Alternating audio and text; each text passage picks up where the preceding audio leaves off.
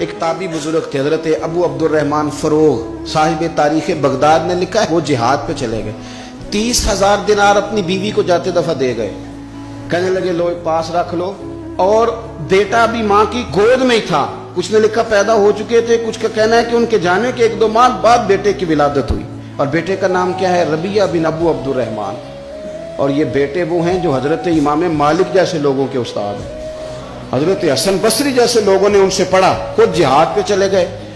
آج تو فوجیوں کی نوکری ہے نا جی، ان کا یہ نظام ہے کہ وہ جاتے انہیں تنخواہ ملتی ہے، چھٹی پہ آتے ہیں۔ اس زمانے میں یہ تھا کہ مال غنیمت سے حصہ ملتا تھا، اور فتوحات کا یہ طریقہ تھا کہ یہ علاقہ فتح ہوا تو آگے چلے گئے، وہ فتح ہوا تو آگے چلے گئے، وہ فتح ہوا تو آگے چلے گئے، کسی نے لوٹنا ہے تو پابندی نہیں تھی، لوٹ سکتا ہے۔ کچھ لوگ جہاد میں ہی رہتے تھے۔ حضرت ابو عبدالرحمن فروغ 27 سال جہاد میں رہے، 27 سال۔ یہاں تو خاوند باہر ہو تو بہت ساری عورتیں کہہ دیتی ہیں کہ تیرے ابے نے تو صرف پیسے کمائے، مصیبتیں تو ساری میں نے دیکھی ہیں، معاذ اللہ۔ بعض جگہ، سب نہیں لیکن بعض جگہ کہہ دیتی ہیں کہ وقت تے سارے میں کیتے۔ 27 سال شوہر چلا گیا، واپس ہی نہیں آیا، 30,000 دینار دے کے چلے گئے۔ 27 سال کے بعد خیال آیا گھر کا، اب بیٹا محدث بن گیا، عالم بن گیا، اور کمال یہ کہ رہتے کہاں تھے؟ حضور کے مدینے میں، مدینۃ النبی میں، مدینہ منورہ میں صلی اللہ تعالی علیہ وسلم۔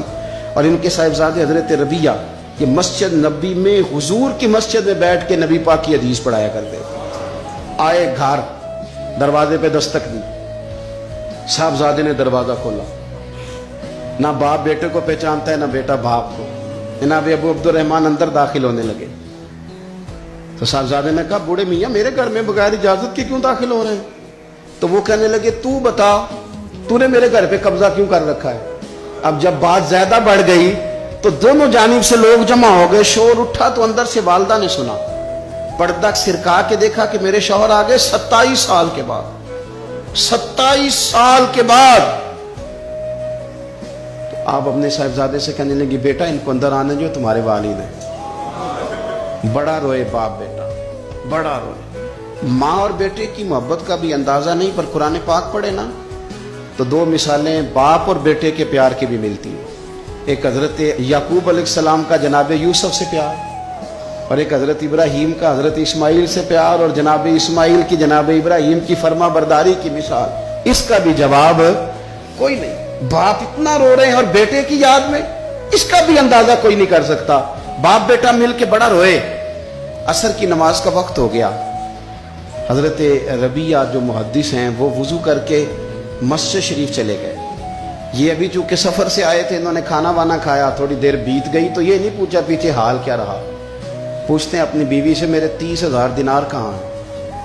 تو اہلیہ کہنے لگی مسجد جائیں نا، حضور کی مسجد میں عصر پڑھ کے آئیں، پھر میں بتاتی ہوں پیسے کہاں ہیں۔ حضرت ربیعہ نے امامہ باندھا، جبہ پہنا، حضور کی مسجد میں بیٹھے اور حدیث پاک کا درس دے رہے ہیں۔ سامنے حضرت حسن بصری جیسے، امام مالک جیسے لوگ بیٹھے ہیں۔ حضرت ابو عبدالرحمن فروغ جو ان کے والد تھے، عصر کی نماز پڑھ کے نا تو پوچھتے ہیں ایک شخص سے یہ کون ہے نوجوان کالی داڑھی والا، عمر زیادہ نہیں پر کس طرح شوق سے حضور کا دین بیان کر رہا ہے، کون ہے؟ تو بتانے والے نے کہا کہ حضور ایک نا ابو عبدالرحمن نام کے بزرگ ہیں، وہ 27 سال سے جہاد میں گئے ہوئے ہیں، یہ ان کا بیٹا ہے۔ یہ سنا کہ میرا پتر اتنا بڑا عالم، چھم چھم آنسو گئے، داڑھی بھر گئی آنسو، حضور کی مسجد میں تشکر کے آنسو، خوب روئے، خوب روئے۔ اٹھے گھر گئے، اور جب آنسو بھرا چہرہ لے کے گھر آئے تو اماں ساری بات ہی سمجھ گئی، کہنے لگی دیکھا ہے وہ بیٹے کو حدیث پڑھاتے، اب پتہ چلا میں نے آپ کے 30,000 دینار کہاں خرچ کیے، میں نے آپ کا پیسہ ضائع تو نہیں کیا۔ تو حضرت ابو عبدالرحمن فروغ فرمانے لگے رب تجھے صلہ دے اور میری طرف سے بھی دے، تو نے تو کمال کر دیا ہے۔